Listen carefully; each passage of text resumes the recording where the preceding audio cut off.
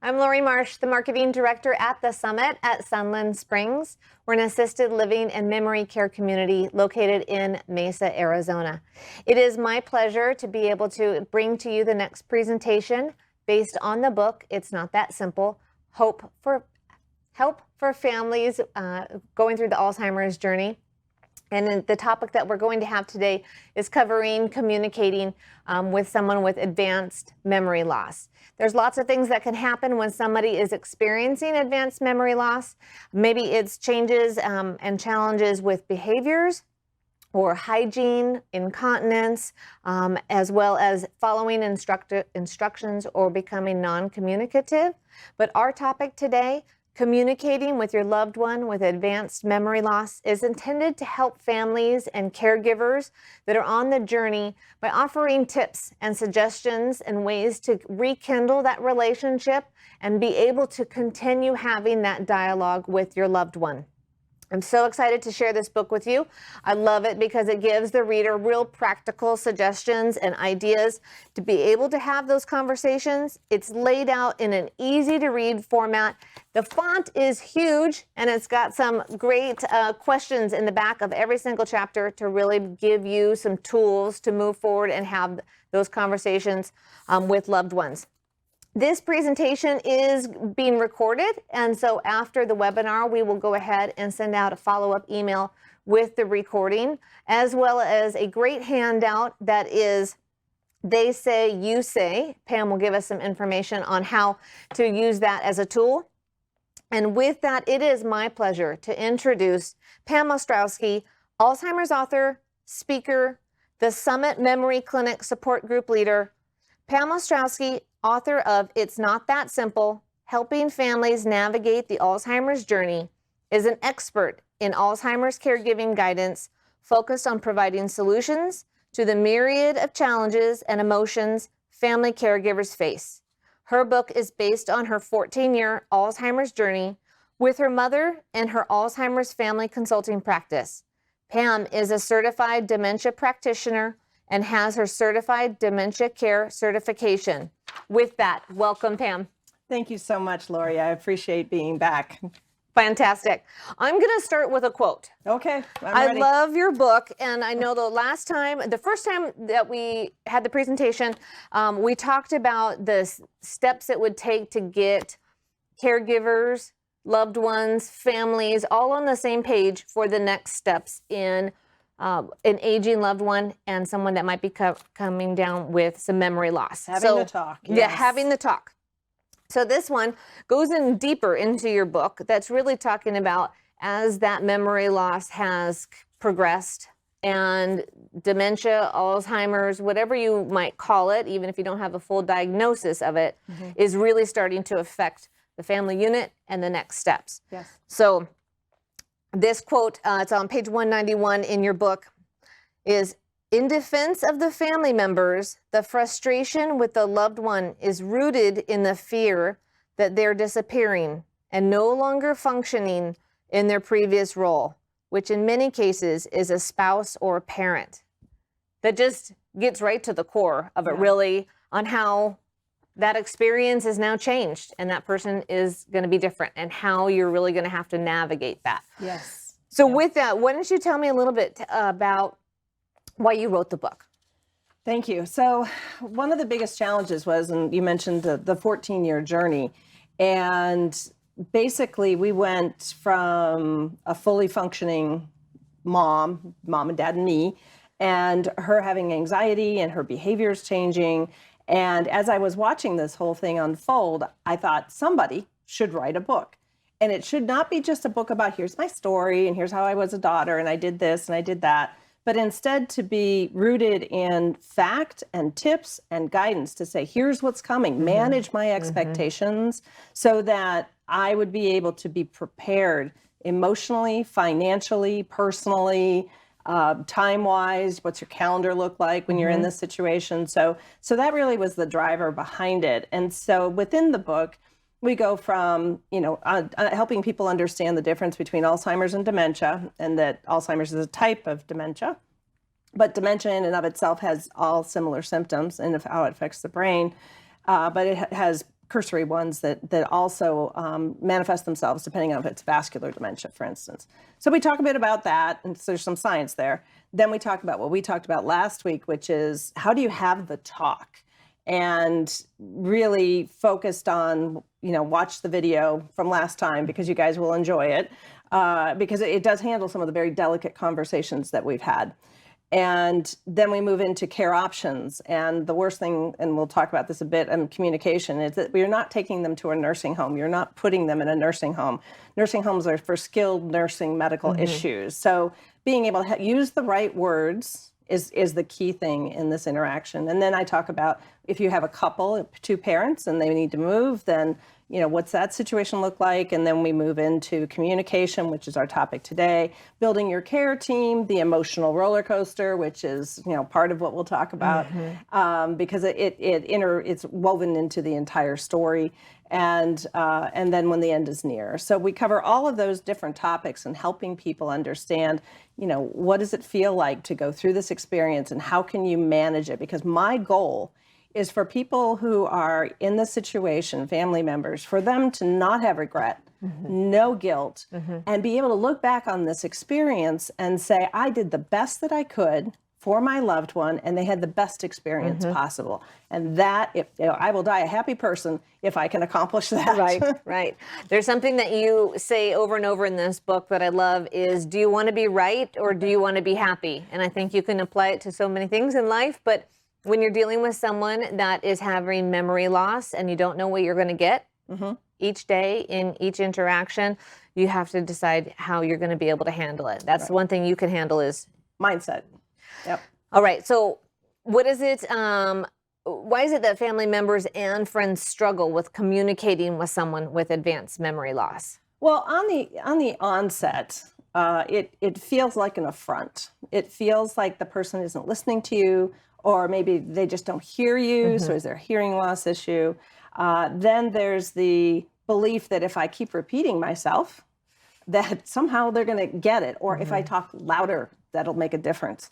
And then, when we're going to cover each one of these, then there's denial, which is, this is not happening. I am not prepared for this. And it is very difficult to accept the fact that someone that you love deeply and care about is moving on to a different type of world, and that you lose them piece by piece. And it's a sad journey.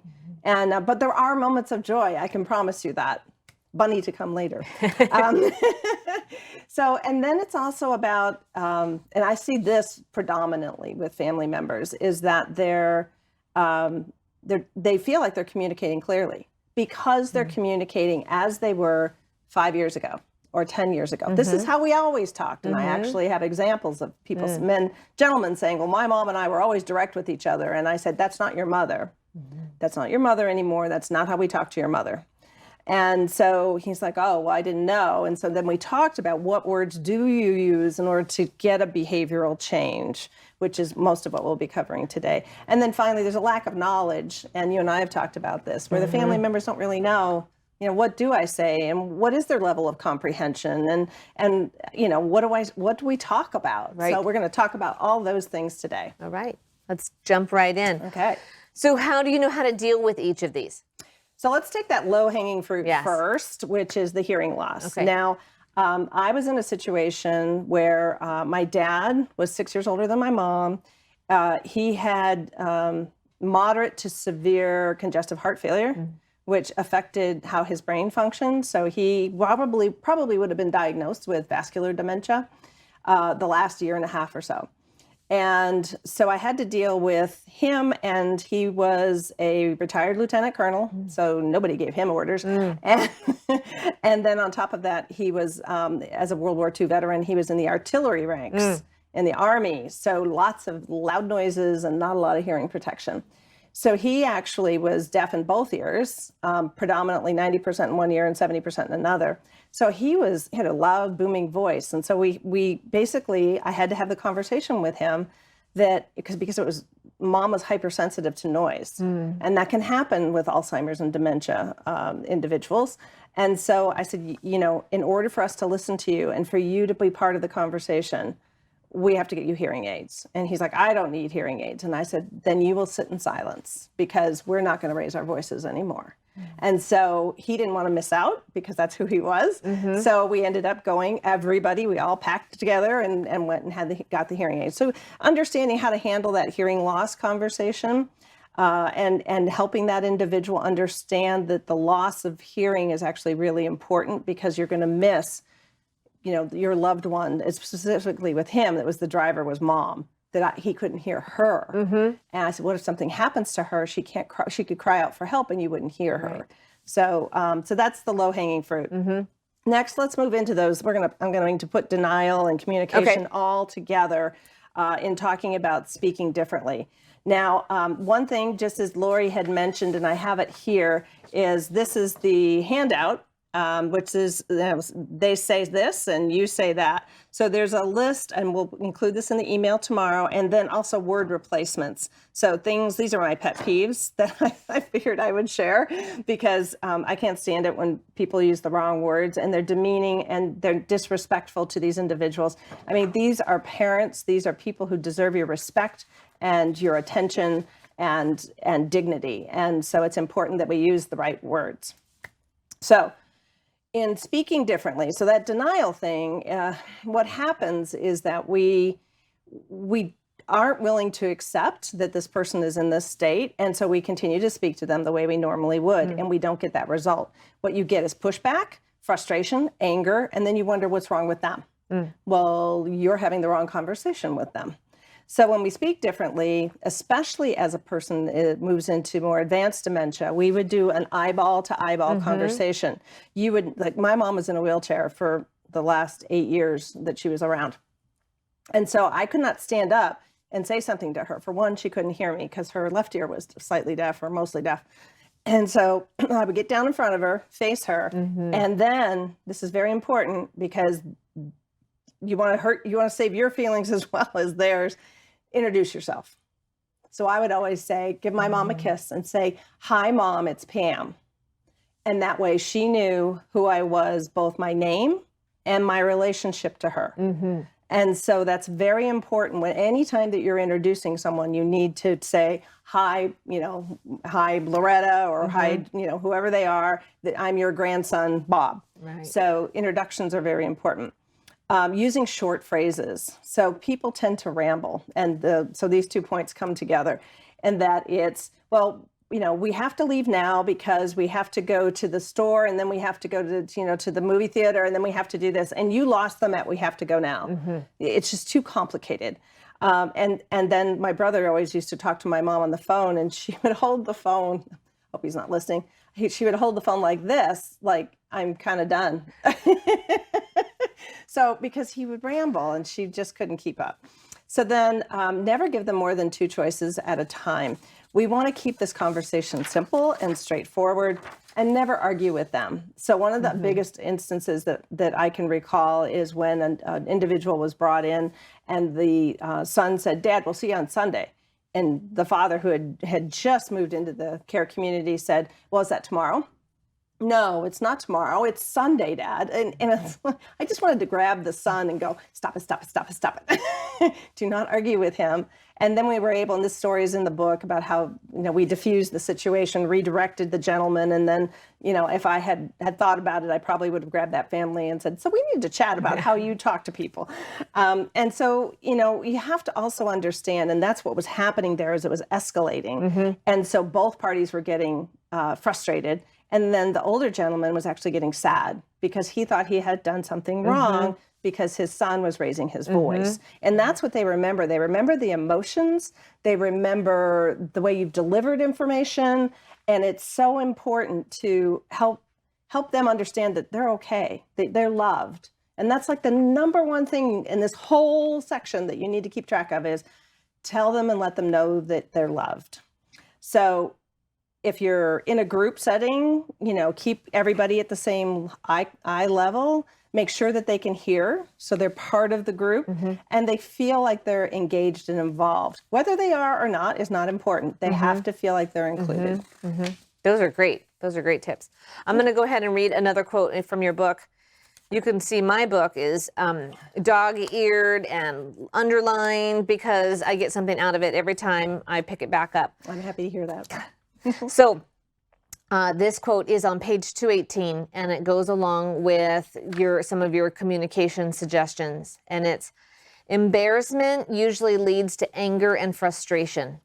So to avoid all of these negative emotions, try to avoid menus and choices for your loved one. This section is talking about taking them out for an event.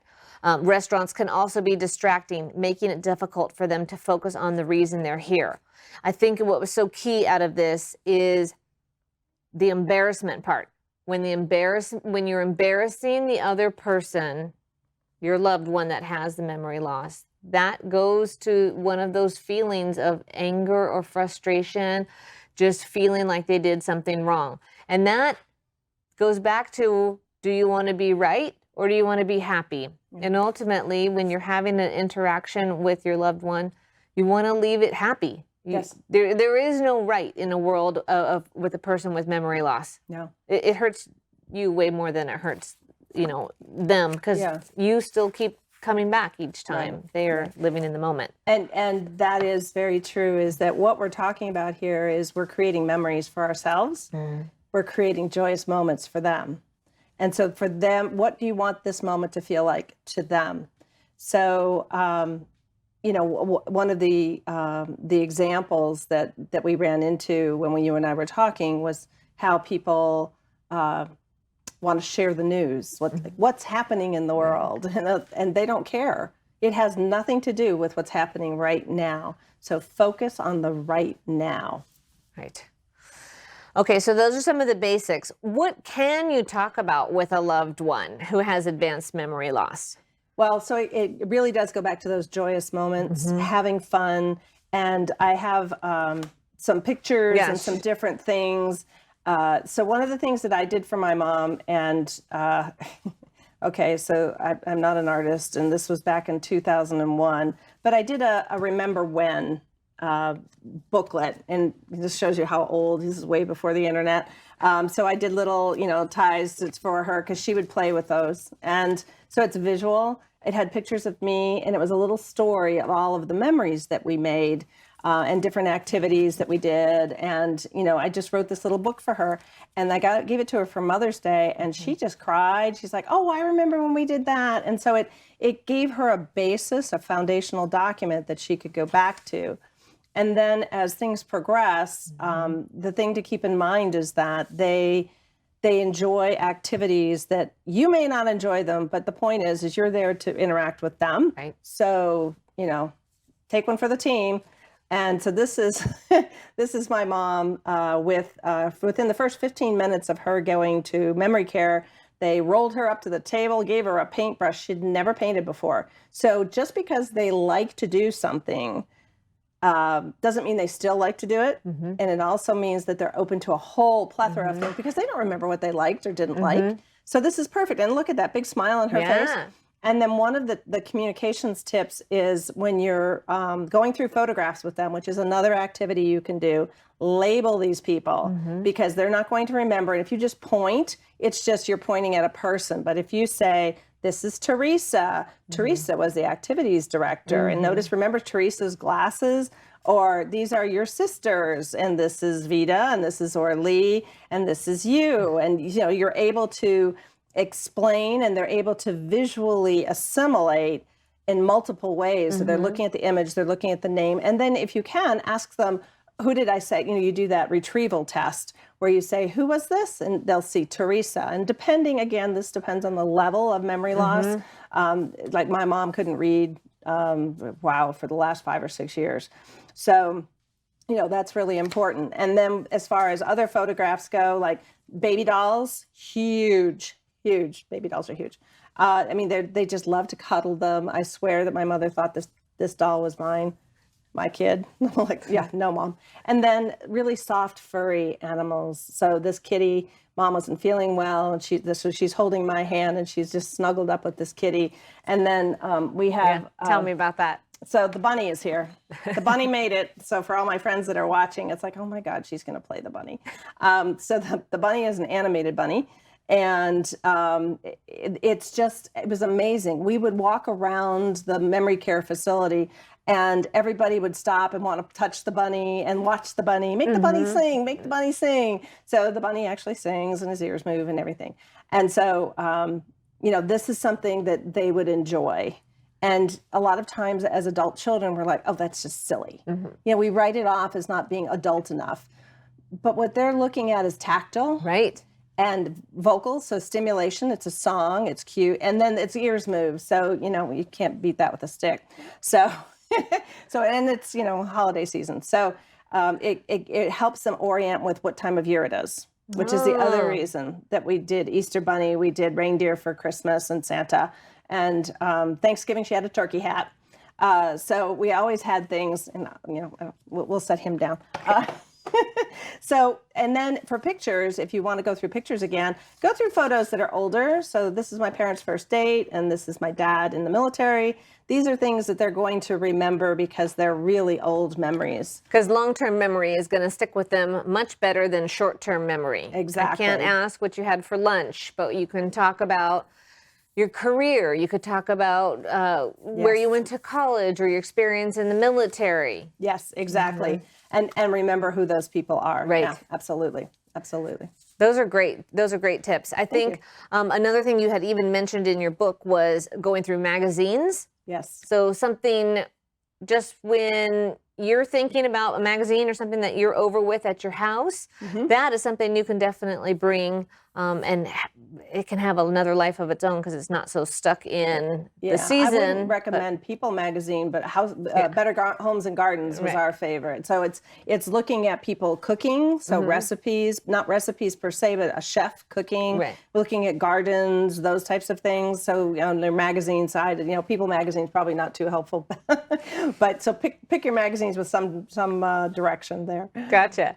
Another thing you had mentioned in here is about animals, about bringing pets. Do you want to talk a little bit about that? So Scout and Sierra are Australian Shepherds, and they were my two dogs. They are canine good citizens. Now, dog owners, this is really, really important. You are bringing your animal into a memory care community. Some people may be afraid of dogs, so you need to have control of that animal. And if you do not, and they like to go up and sniff people, like the smaller dogs tend to want to run around and sniff, that is not acceptable behavior. So my dogs were on a heel walk. They walked next to me, and I sat them down, and the activity and caregivers put everybody in a circle, and I put my dogs in the middle, and I threw popcorn at them, and they would just catch the popcorn, and everybody just had such a great time, and the dogs got popcorn. Right. So that's another thing. And I remember a gentleman named Joe.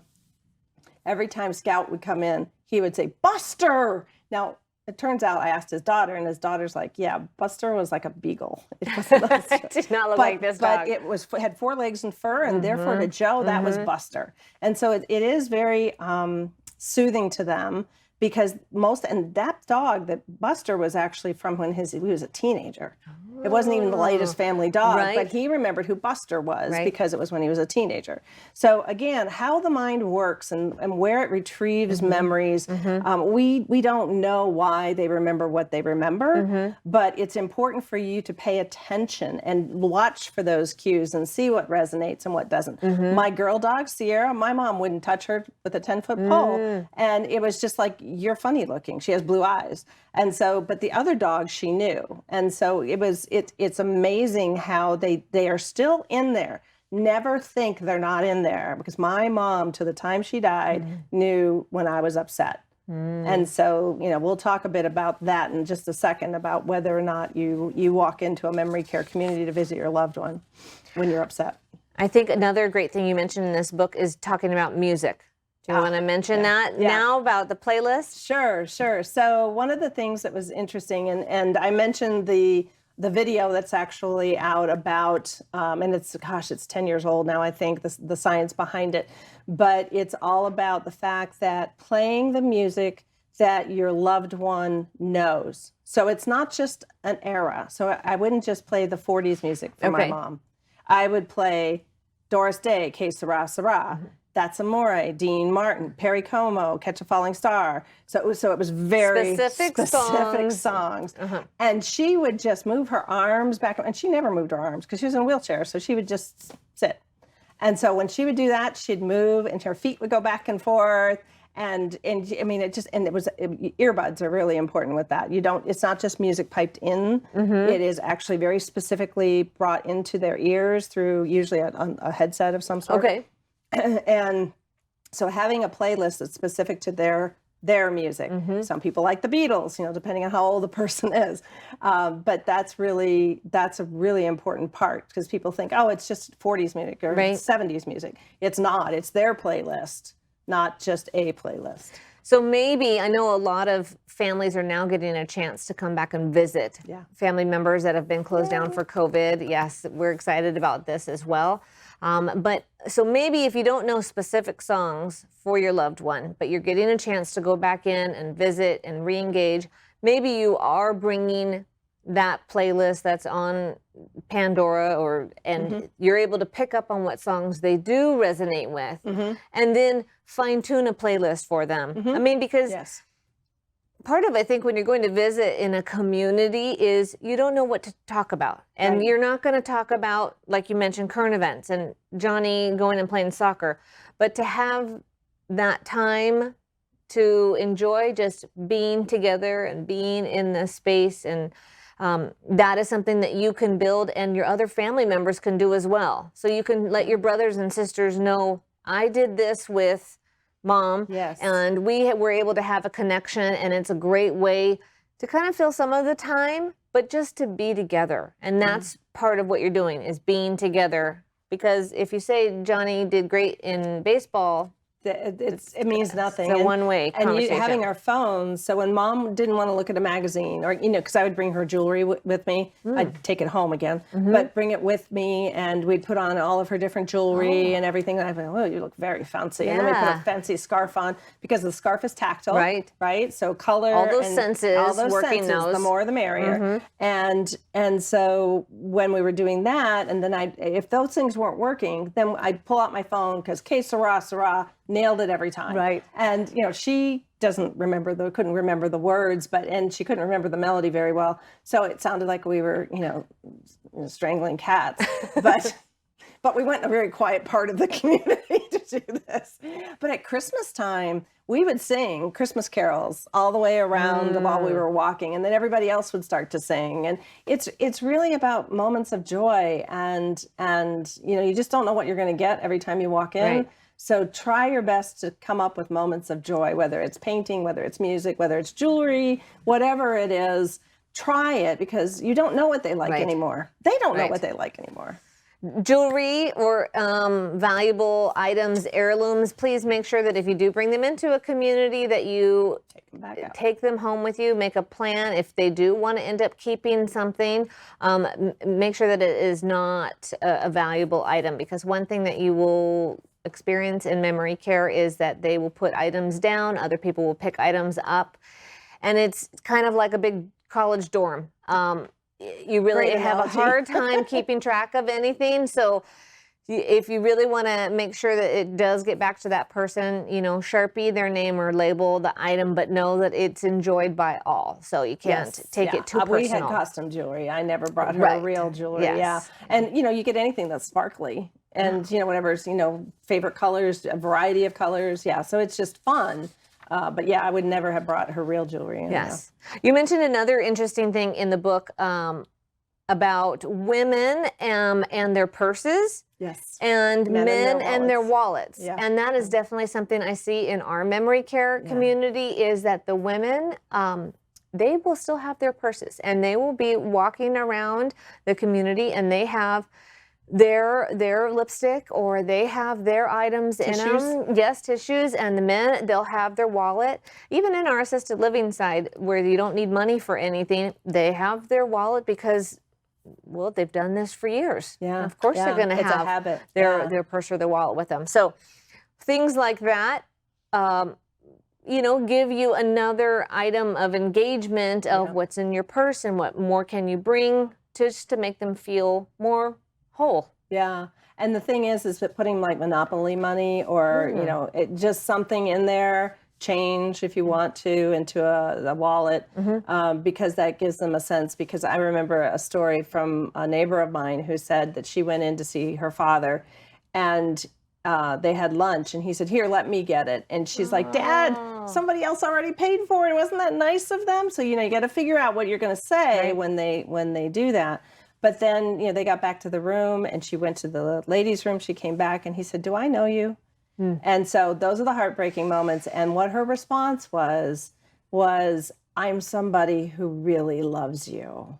So yes, you know me. Yeah. And he's like, I am so lucky, and so it was, get prepared for that type of reaction because and help them understand that they're loved and rub their hands and their backs and let them feel warmth, especially after going through this pandemic. Yes. They really need touch. Yes. So tell me, in the book, you talk about some different communication modes. Page 223, can you review some of them? I know that, of course, mine is dog-eared. But I love how you go through some of the different ways besides just what we would think would be the normal executive function of reading something and learning something. What are the other ways that somebody can have a different way to communicate? So there's 4 ways to learning and communicating, and it really is up to you to figure out which one's working today, right? So this could vary. So the first one is visual. So if your loved one used to say, oh, I see that, or have you looked at this yet? They use those visual words, then they're more likely for you to hand them, a photo and show them, here's what you look like, or here's what happened. And then if they're auditory, they want to, did you hear that? Or are you listening to me? And so they're looking for cues there. Now, unfortunately, with age comes hearing loss typically. So you may or may not have luck with that one. The next one is reading and writing. So partially it's because it's kinesthetic, but reading something and being able to, that's one of the reasons why I did the labels on the pictures, is so that you could see the tag and be able to read Teresa's name and be able to tell who that, what that was, who that person is. And then kinesthetic, which is actually the motion of the hand and being able to write things down. So the more the merrier, basically, where you're being able to incorporate a picture with a label that they can read and be able to write down the name. And if they can still write, because it depends, like my mom couldn't write for the last 8 years. But if you have someone who writes, because this is a very individual disease, people. It is one person could write and the other person couldn't process instructions. So it's just, there's no way to really know for sure what's happening inside the brain at that point. So try it out. And ultimately, that will make a difference. That's great. Thank you. One thing I know you mentioned in the book, and it's kind of an interesting dynamic when you have a couple and that spouse is caring for the loved one that is going through the memory loss, and they've kept them at home and they've just kind of walked through this journey, and they start to get to some of the points of this advanced memory loss where hygiene starts to go, or maybe remembering medications or remembering events and activities, how you suggest using a big calendar. And it's incorporating a couple of these different modes of communication to say, help me remember for the things that we're going to do, and we're going to write them down. So you're not putting it on the person with memory loss, but you are doing it, you're making it as though it's together. We are going to take a shower and we're going to change our clothes. At 4 p.m. we have a doctor's appointment, and everything goes on that calendar. And the more that you allow your loved one with memory loss to write, if they can, the more likely it is for it to be imprinted in long-term memory. So if you write it all down and do everything for them, you're basically accelerating the dementia. You're accelerating the memory loss because you're trying to help them, but you're actually a crutch, and you're taking over their life and you're not allowing them to be independent. So when we're communicating, let them have time to respond. That is so important because we're always in such a rush and all this stimulation happening. And it's like, well, look, I've got to go do this at this time, and I got to go do that at that time. And, let's get to it. And they're not in that world. They are like on Jamaica time, I'll get you that answer when I feel like it, or when I can remember what it was you asked me. But yeah, it's definitely, that's something you have to watch for. But it's visual. Any sort of visual, like a calendar, is very important. Is helpful. Yeah. And if I hear you saying combining multiple modes of communication, them writing it, them seeing it, talking about it, Yes. it allows you to continue to re-engage. Okay. This is such great information. I know we're getting some questions that are coming across. Please feel free to add questions in the questions or in the chat box, and we will make sure that we address those. One of the questions that came across, and I wanted to look at it to have you address it now, Sure. Because the section that we're going to get to is how do you communicate with them when they're acting out and their behaviors are starting to be a little extreme? But the second part of that question, which is one of the questions that came up, was what if they're starting to remember things or remember them different than they were, or the misinformation of that? So in this area, can you kind of touch on how you would be handling the acting out and the behaviors? Sure. So anytime that they're acting out, something's wrong in them. It could be that they had a bad memory, so they remembered that their spouse is gone, and sadness. UTIs actually are the number one reason why we have tears. Is it's not so much that it's painful, but it's they don't know, they can't communicate, and when they go nonverbal, like my mom was, there is no way for her to say, I have something going on down here that is not good. And so if she was teary, I'd say check for a UTI, because there's a good chance that's it. And honestly, 9 times out of 10 it was. And then the other thing is that they're in pain in some way, shape, or form, or you've done something to frustrate them or disrespect them. So one of the biggest things that we as adult children do not realize is how much we assume that the way that we're talking and the way that we're communicating is as an equal. And we're not equals. I'm still the adult child and they're still the parent. And so the more that you change and evolve that relationship, the more damage you do to it. And so ultimately, from a behavior perspective, if someone's doing something that that you're not happy with, or they remember something differently, you have 2 choices. You can be happy or you can be right. So live in their world and allow them to be focused on whatever it is that they believe and go along with it. So one of the examples I have, and they say, you say, is we used to pass this woman as we did our loop of exercise, and she would say, the bus is late. And I'd say, that darn bus. That bus is always late. Let me go up to the front. And I was pointing to the nurse's desk, but she didn't know that. She figured that was, main exchange there. And I said, I'm going to go find out for you and I'll be back. And so we would do our loop and I'd come back and she would say the same thing. The bus is late. And I would say the same thing. Let me go check and find out what's going on. And that in her world, the bus was late. Me telling her the bus wasn't late would have made her upset. It would have made her sad because clearly something's wrong because she thinks the bus isn't late. And, it just brings a bunch of dynamics. So in reality, what you have to do is start getting pretty creative. Now, people say, oh, well, you're lying to them. And it's like, nope, I'm living in their world. There's a difference. I'm living in their world.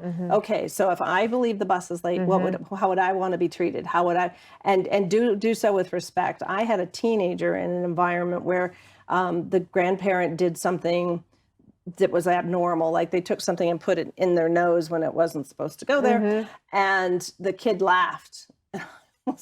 Almost grabbed him and pulled him out and said, don't you ever do that again. And his parents didn't know, because this is not something, we don't have any practice, or now we have a manual, but prior to this, we had no way of knowing.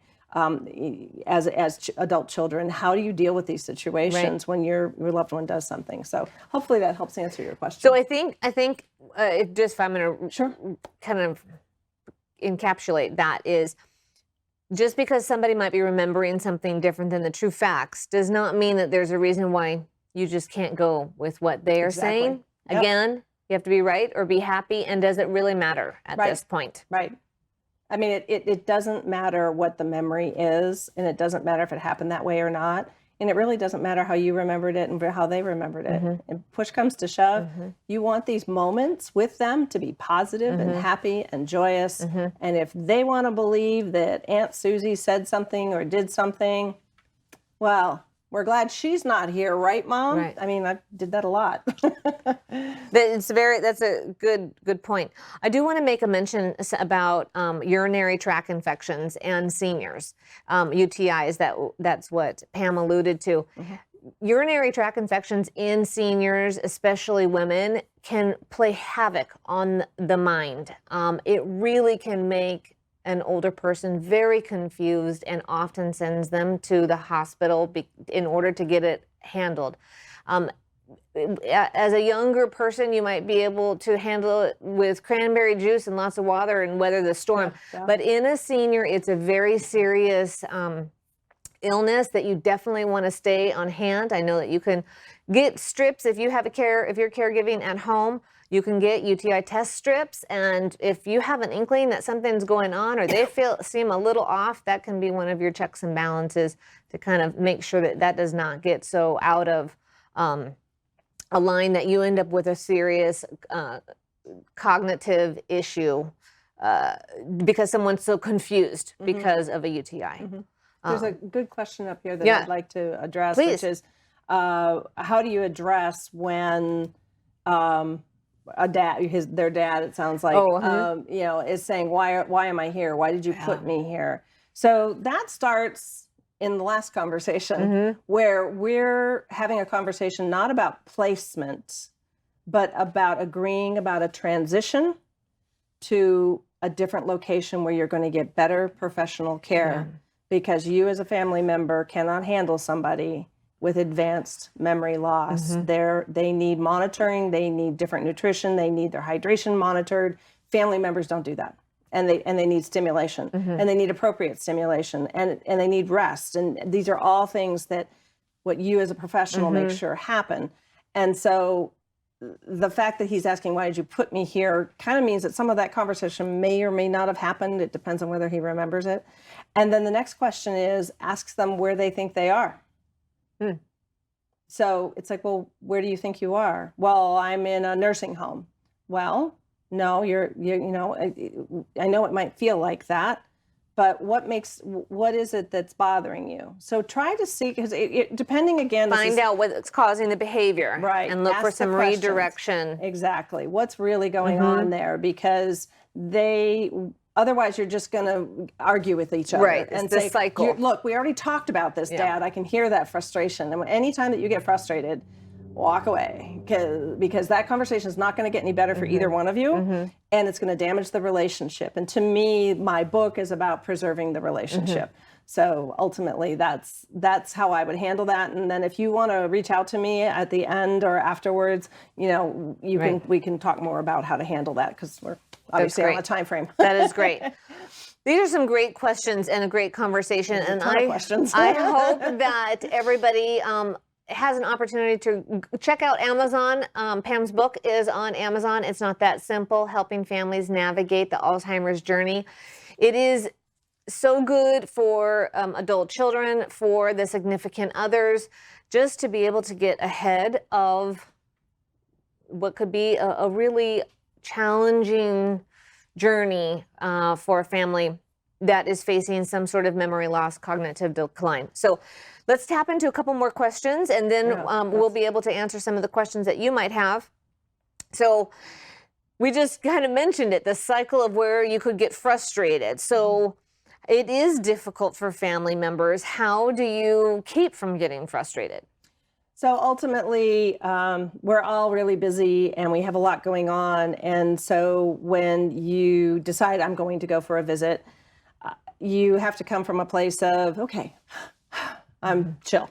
And I actually mentioned putting on armor. Yes. Because there would be days when I'd walk in and I'd just be ready to blow a gasket, as my dad used to say, where I'd be like, why is this happening? Where's her pillow? Why is this that? Where's that? And they could tell, it's like, okay, she's wound today. Whereas if you approach it with a calm demeanor and say, okay, and you got to pick your battles. I talk about that as well. When things aren't going exactly the way you want them to, that doesn't mean they're wrong. It just means it's not the way you would do them. Well, and the context that you're saying is, your concern is she getting the care that she's supposed to be getting? So is the community doing what they're supposed to be doing? Right. That's what you mean by putting on the armor, not only to handle how the care staff might be, but then also preparing how is mom or dad going to greet you? Are they going to know who I am today? Right, exactly. So it is both.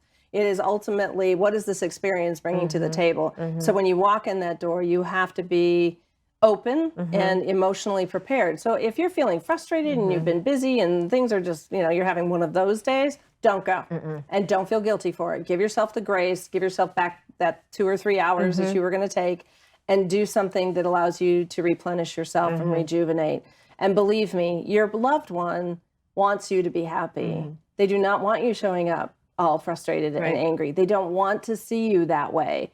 And the first person they're going to blame is themselves if you walk in and all heck is breaking loose.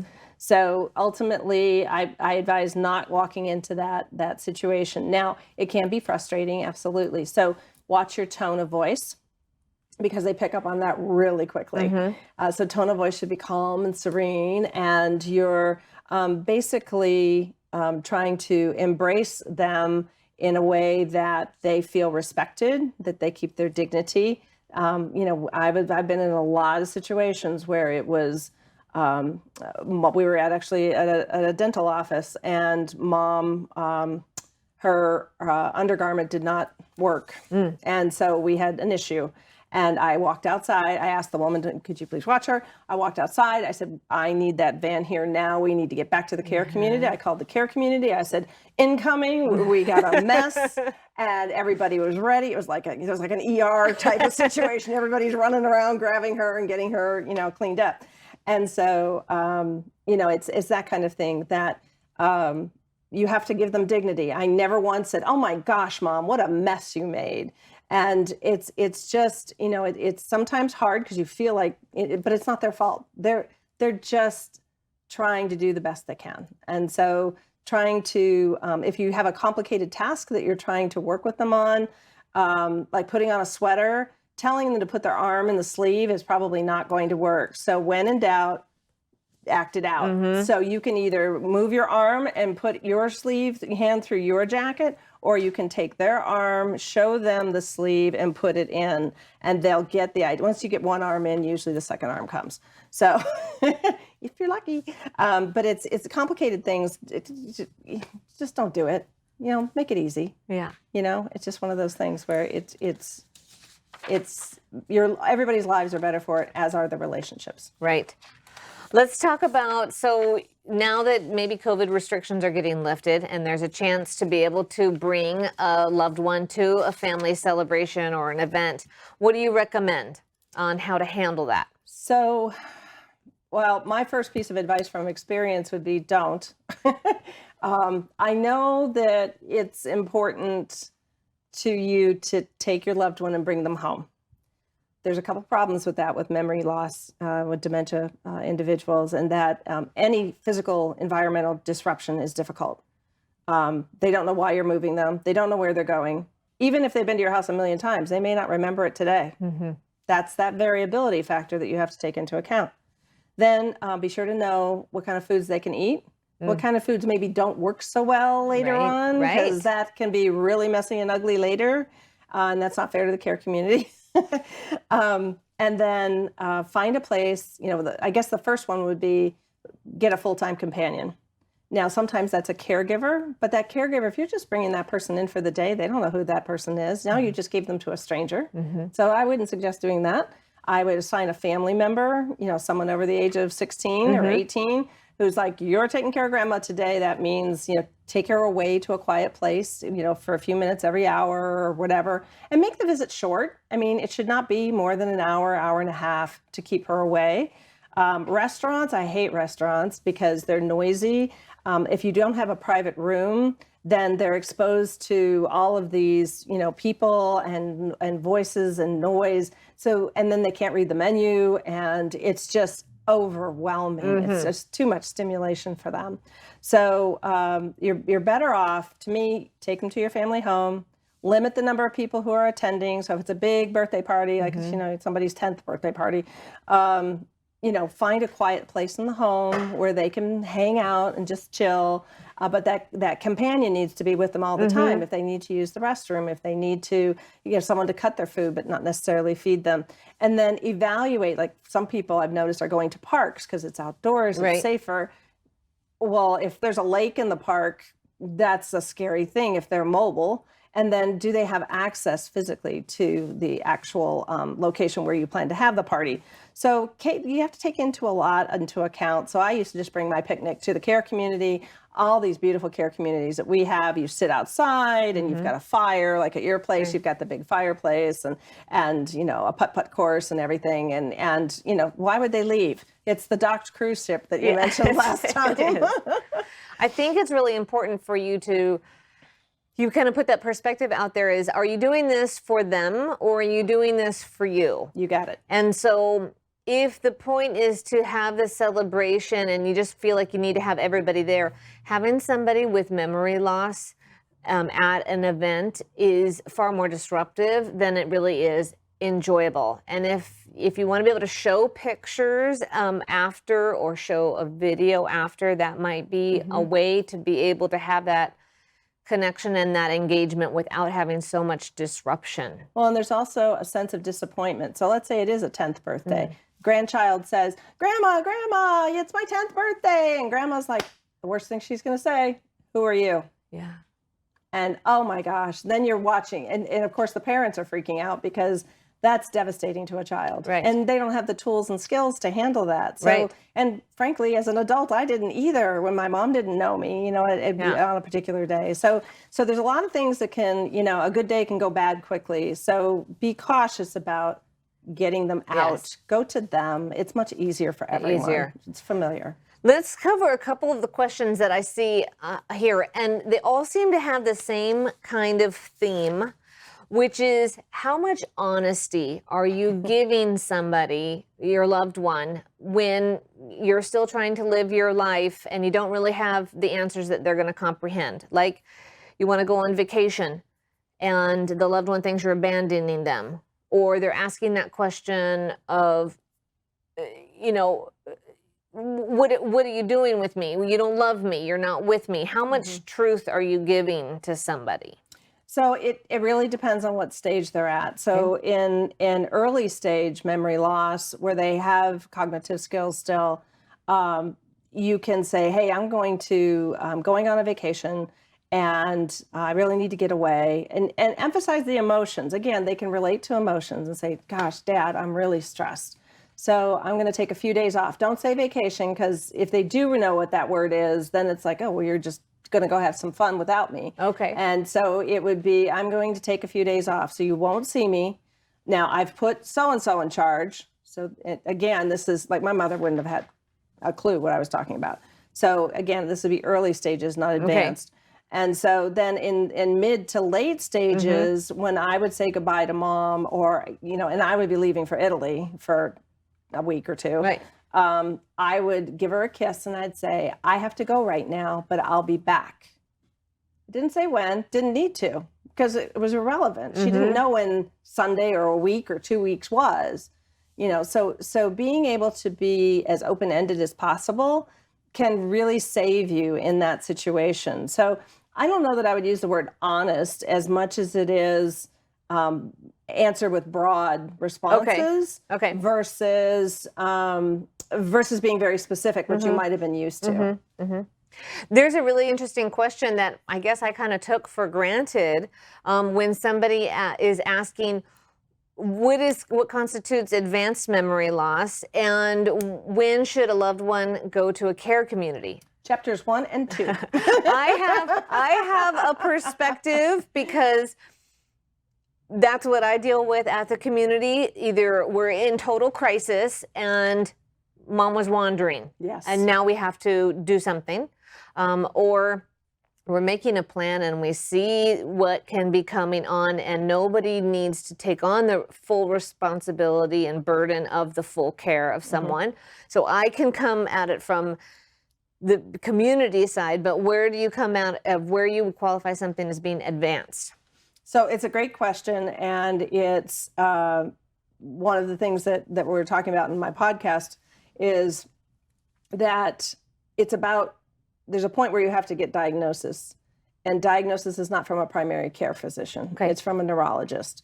And that usually happens when you start to notice that too many things in a row are not quite right. Okay. So my mom had anxiety. She lost my dad in the mall, which was non-characteristic behaviors. Okay. And then that's when you bring in a neurologist and have them evaluated. And then at that point in time, they'll give you a time frame of, well, geez, this is our benchmark, and then we'll take a look in 6 months and see how that's going. But it may accelerate rapidly, or it may not accelerate at all. So it's very unique. But the definition of advanced memory loss or advanced dementia is typically that they have, they can do fewer or can't do 2 ADLs. ADLs are activities of daily living, as you well know. And so that could be they can't toilet themselves, they can't take a shower, they can't feed themselves, they're no longer mobile. There's a list of what those Hygiene, are. Yep. grooming, transferring, being able to get out of bed or get into a wheelchair or a walker. Yeah. So that's the definition typically of it's time to get help. Yeah. And to me personally, mom was much happier and got so much better care and actually came out of kind of that comatose state when she was in memory care. Right. Because people were constantly, help Loretta, would you like to do this? Would you like to do that? And they would pace, appropriately. Right. Versus me just handing her a bunch of magazines and saying, I'll be back in an hour. I've got to do a phone call. Right. Or here's the TV. Watch the TV. And so many people do that. And it's like, no, that you're just ruining their life. You're just letting them sit there and rot. And it's too sad. So that's why I love care communities. We have just a couple minutes. And so if you want to put a question in, we'll be able to try to address it. But Pam, maybe you can speak to how people can reach you so that after this presentation, you can reach out to Pam or myself. Yes. So easiest way to reach me is via email at pam@itsnotthatsimple.com. And my website is itsnotthatsimple.com. There's a theme here, just saying. And then you can go to my Facebook page, which actually has a variation, which is It's Not That Simple Memory Care, because that's what people search for when they're on Facebook, is memory. So so that's probably the best way to reach me. That's fantastic. fantastic. How about you? How do they find out more about what you're doing? So I am at the summit at Sunland Springs. You can reach me, Lori, at thesummitaz.com. My cell phone is even on the screen as well. But we also offer at the summit a unique opportunity. It's the memory clinic at the summit. And that is for individuals that are experiencing memory loss, mild cognitive impairment, where they're still at home and they're still with a spouse or a loved one, and we're trying to get ahead of the curve of memory loss and cognitive decline. We take individuals through brain therapies, work with them through the enhanced protocol, and really work to rebuild brain cells that are at the root cause of the cognitive decline. So if somebody is in the advanced stages and they are having challenges verbally, they're probably not quite appropriate for the memory clinic because it's intended to be an outpatient program. But if you are in the Arizona area, we would love to speak to you, give you a tour of the clinic, and try to share with you some of our successes. We also have some partners that are in the Idaho area. So we really are a wealth of resources and information over at the summit. And then we'll continue to bring presentations and Pam with our next presentation, which is creating a happy transition to a senior care community, really getting all the tips that Pam is sharing in her book, as well as some of my experiences in being able to help families transition a loved one into either assisted living or a memory care and get ahead of the frustration, get ahead of the challenges where people would be saying, why am I here? But let them be part of the conversation and let them be part of the experience. You owe it to yourself. You owe it to your family. You want to continue that relationship with them as a loved one, as a parent, and not just as caregiving. So for that, do you have any closing thoughts, Pam? No, for those people whose questions we did not get to, we will go back and look at the Facebook page and be able to get back to you in some way, shape, or form via email. If you can provide your email address, we should be able to correlate that. And otherwise, just reach out to one of us and we'll get back to you if you'd like more details. Thank you, everybody.